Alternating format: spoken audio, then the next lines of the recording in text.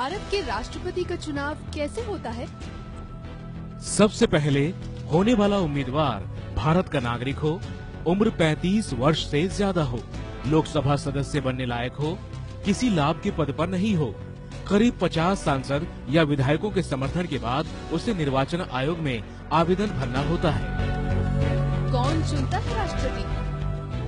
इस चुनाव में देश के 776 सांसद और सभी राज्यों के 4120 विधायक हिस्सा लेते हैं। कुल वोटर हुए 4896।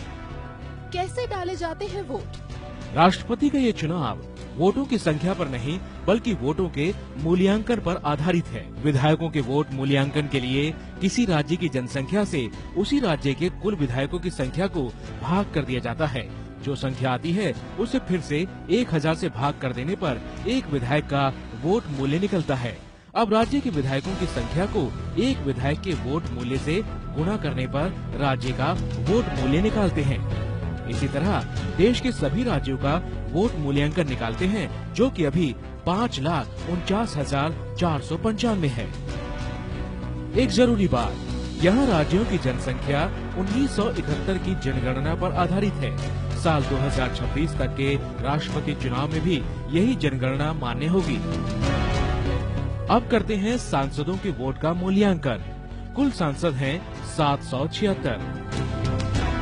कुल सांसदों की संख्या को कुल विधायकों के वोट मूल्य से भाग देने पर एक सांसद का वोट मूल्य निकल जाता है, जो कि 708 है। अब एक सांसद के वोट मूल्य को कुल सांसदों की संख्या से गुणा करने पर सभी सांसदों का वोट मूल्य निकालते हैं। कुल सांसद वोट मूल्य है 5,49,408।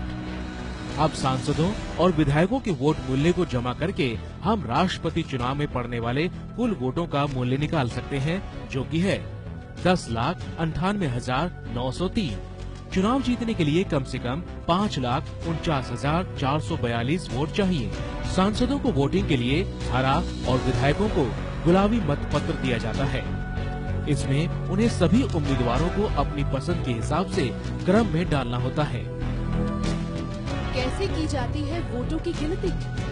मान लीजिए A, B और C राष्ट्रपति पद के उम्मीदवार हैं, तो वोटर उन्हें पहली, दूसरी और तीसरी पसंद के क्रम से चुनेंगे। इस तरह B को 40% वोटों के साथ पहली पसंद और A को 35% वोटों के साथ दूसरी पसंद, C को 25% के साथ तीसरी पसंद चुना गया।